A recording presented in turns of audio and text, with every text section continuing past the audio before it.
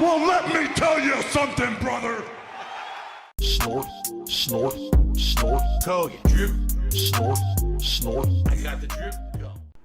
In regards to Street Fighter, after last night's session, I don't want to have anyone be worried about the future of Street Fighter. Basically, in a nutshell, here's what happened last night. It was Friday Night Fights. I'm playing with Blanca, ranked master matches. People wanted more Blanca. Yeah, and I really don't understand how they can watch that much Blanca gameplay and have a good time still. I'm obviously not a DSP fan, but I was genuinely upset when he decided that he wasn't going to play with anybody else on the roster except for Lily, Honda, and Blanca. So them continuously asking to see Blanca just astonishes me, because it's basically the same gameplay every single time he plays. I know it's his best character and that they wanted to see him play at Master Rank, but his Lily and his Honda are now at Master Rank as well, and they've asked for Blanca for like 3 streams in a row. Not exactly a lot of variety for this variety streamer. And it was just not a good night. Overall, I would argue the connections that I had last night were far worse than the last 2 to 3 sessions I had with Blanca. Constant dropped inputs. I had a session, 220 to 30 milliseconds was the connection. Ranked match against someone much lower ranked than me. You can't even react to what's going on. You're doing, everything's delayed and stuff. Of course, 230 milliseconds is a laggy connection, there's no doubt about that. But he complains about not being able to react to anything and dropped inputs on a 50 millisecond connection. So I don't know why he would act like 200 milliseconds is really anything out of the ordinary, because he acts all the same. And then the guy wins and he quits, so I lose an insane amount of points, and it just goes boo! Like, what a difference in a situation and experience from the last few times I played the game.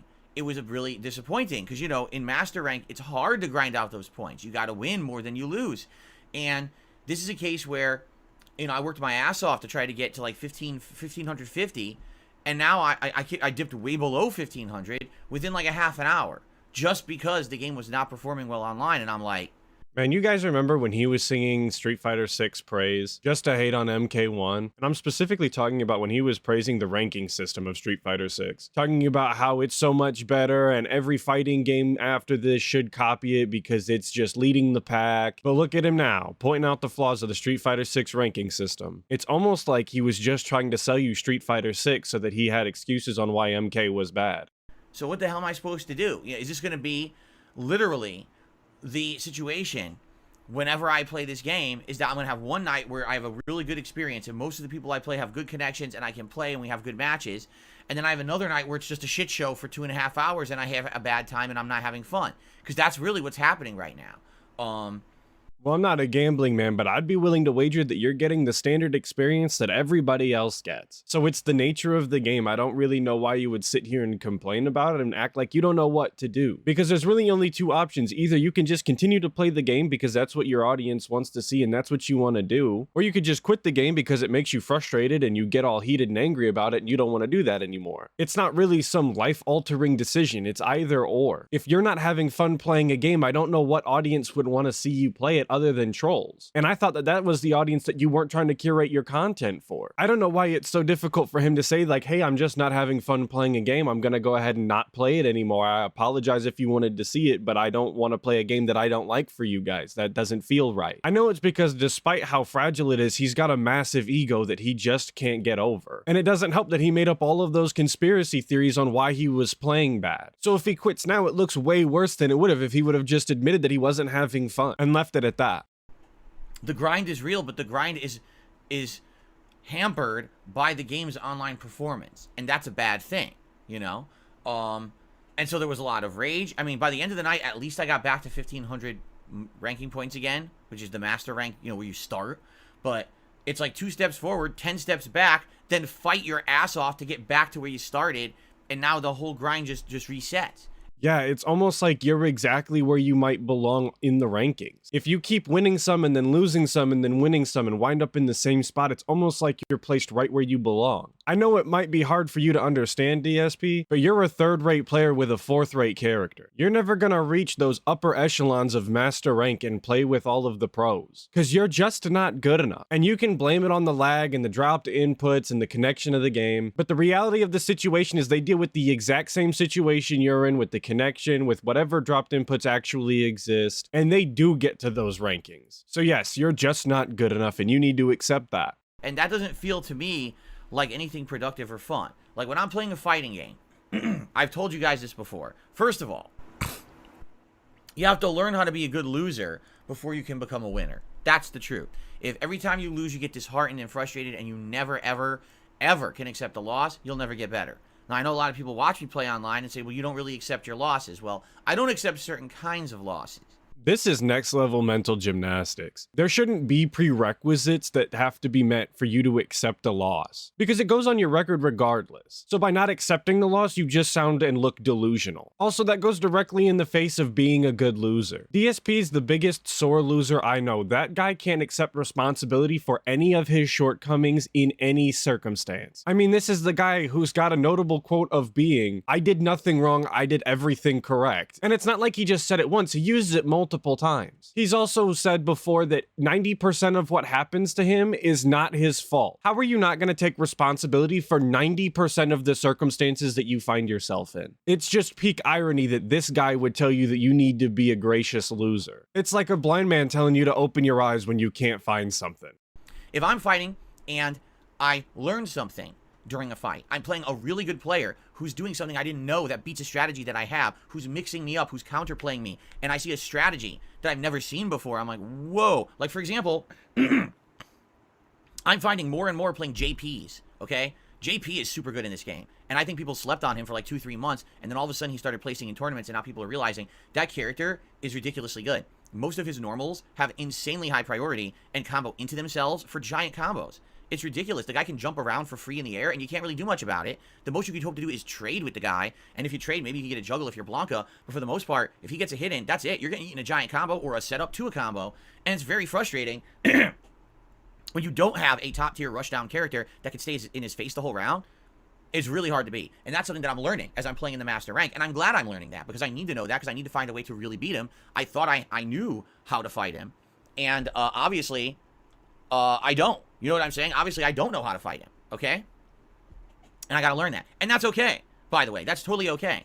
So in case you got lost in the Street Fighter 6 word salad there, that was him giving an example of a loss that he's willing to take responsibility for. So in order for him to accept a loss and put the blame on himself, he just has to learn something from the match. Now it should go without saying that you can get beaten and outmatched and outskilled, all without actually learning anything. Because sometimes things come at you really quickly and you don't have time to focus on the things that you should be learning and recognizing patterns and things that you should be looking for. Sometimes that happens. But any instance that happens to DSP and he doesn't actually learn anything from the fight, he's not taking responsibility for it. He's just going to chalk it up to pattern play. He's going to chalk it up to dropped inputs and bad connection. I mean, that's pretty much what he said, and I don't think I'm being disingenuous to DSP at all. That's what he said. That's the example that he gave. That's why setting up prerequisites for taking responsibility on losses doesn't make any sense. Now he's going to go ahead and give us an example of a loss that he wouldn't accept, one that he won't take responsibility for. But when I'm playing online, and someone's playing a pattern, and I know how to beat the pattern, and I go to interrupt the pattern or to shut down that pattern with my own, and my inputs are dropping, and my game just simply won't block high or low, or in the middle of a combo, oh, just don't give me my input. So now my combo drops, I'm wide open, and they punish that with like a 60 to 70% damage combo. You didn't learn. All you did was get annoyed by the game not working online. And this is happening a lot now. Like last night, that was like half my matches. So anytime that he fails to execute a move, whether it be because he's mashing and actually puts in the wrong inputs or because he just mistimed something, he won't take responsibility for that. If he knows what he's supposed to do in his head and he just can't do it in reality, then he won't take responsibility for it because it should have just went how it went in his head. You see how stupid that sounds? That's just not the way reality works or has ever worked. But because he creates his own reality and his own scenarios where he's the one who gets to determine everything that's supposed to happen and can happen, he just expects the rest of the world to work like this. He'd really benefit from a huge dose of reality, but obviously he would never let that happen. And how am I going to have a good time and ever learn or improve when the game just won't agree with me? And it's weird because I've told you guys this. I've definitely noticed that this abso-freaking-lutely is happening a ton on Friday nights. And it's weird. Why only Friday nights are the connections that bad? And the only answer I can have is because more people play on weekends, the servers are more loaded, Capcom servers can't handle that many people playing at once, so the netcode's worse. Yo, even Friday is a detractor now. This is unbelievable. Dude has every single reason under the sun, including just the day of the week. Everything and everyone is conspiring against DSP to make him look bad in Street Fighter 6, including the revolution of the Earth. I don't know how he's gonna beat a force of nature that strong, but you know our hero always prevails. Insanity. I know that sounds stupid, but that's how it works. I keep telling people that's how rollback netcode works. No, rollback netcode, it struggles a lot with certain situations. It absolutely does. If you have a situation, and sounds really weird, but it's absolutely factually true. If you're playing against someone online with rollback netcode, and you guys have a better connection, like let's say it's 20 milliseconds, okay? The person who literally does the most ad nauseum repetitive gameplay, like jab, jab, jab, jab, jab, they will get their moves out 9 times out of 10. If you're the kind of person that waits to see what they're going to do and then counters them, your move will not come out as often as the person who goes jab, jab, jab, jab, jab.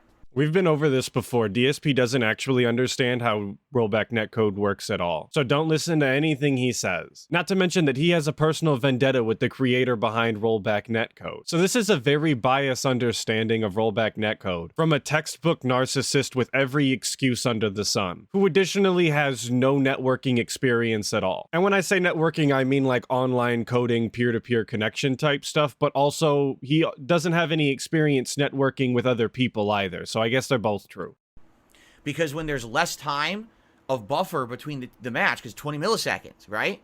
What it has to do is make that determination faster. It has to actually figure out what's happening on a faster basis. And when it does that dice roll, and it says, well, the person who just pressed the same button 7 times in a row, likely they did that more often than the person who tried to counter it, and maybe they timed it perfectly. So just give the odds over to the person mashing jab.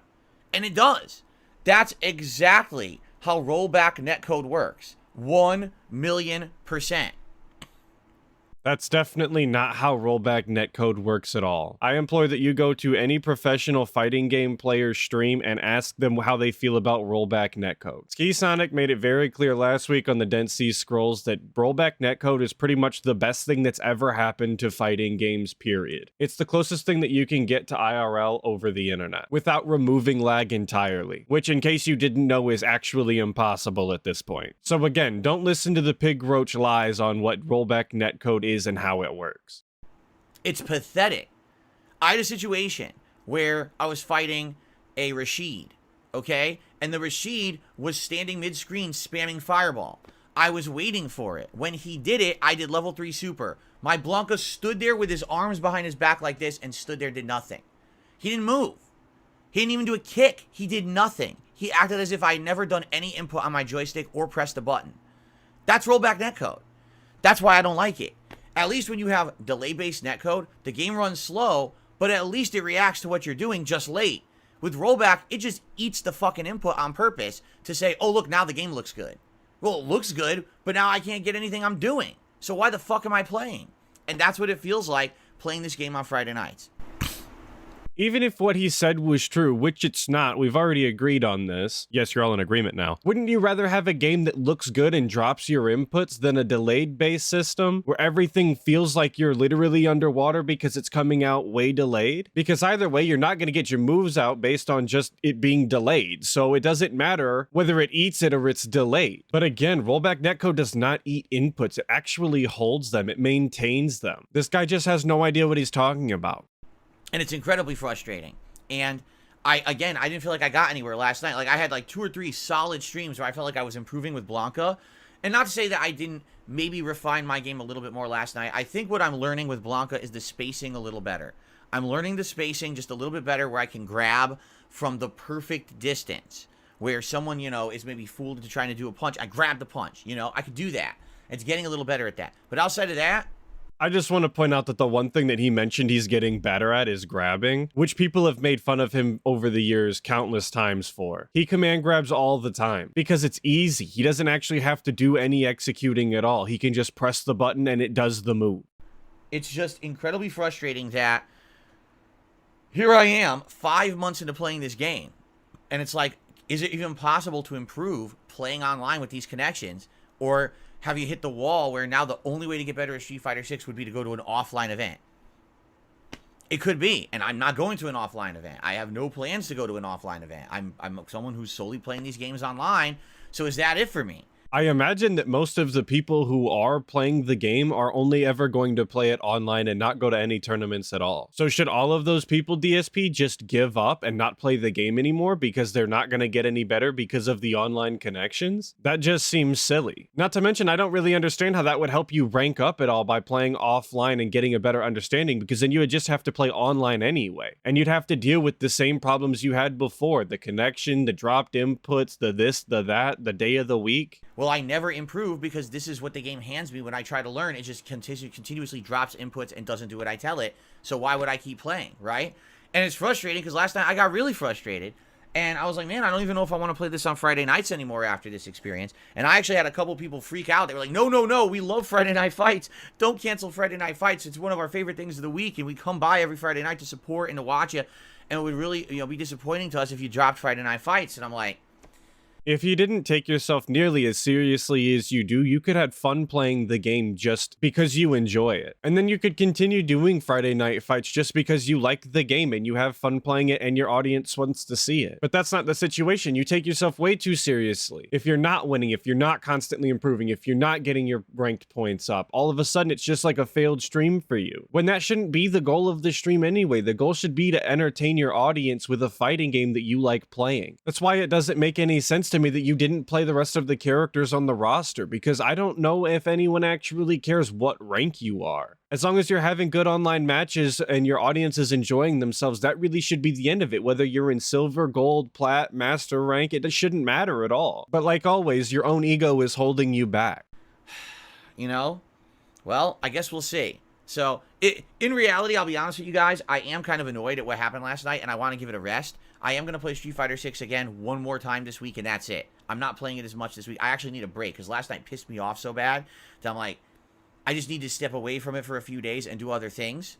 I mean, I thought that was the point of you setting up Friday Night Fights. It gave you a designated time that you were going to play fighting games every week, Friday night, and then there would be enough space in between Friday nights that you would no longer still be frustrated. But for some reason, you insisted on playing Street Fighter like 3 times this week.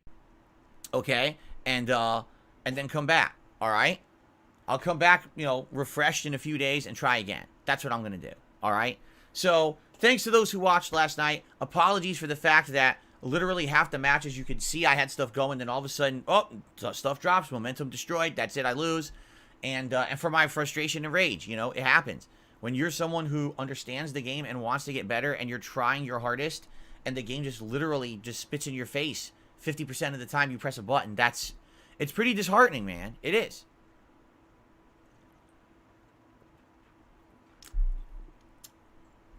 Anyway. At this point, I think it's clear that DSP should just give up on Street Fighter 6. If he's not having fun, if it's just salty rage matches all night long, and he's gonna blame the game the whole time, he should just quit. I don't know why his fans would stick around just to see him be salty and rage all night. That content sounds curated specifically for the trolls. But big ups to Snort Hogan again for the upload. I always appreciate it. Shout out to all of you guys for watching the video. I appreciate that as well. Looking forward to the comments. Hope to see you guys in the next one, but until then, make sure that you check out other detractor channels and dive deeper into that Snortex.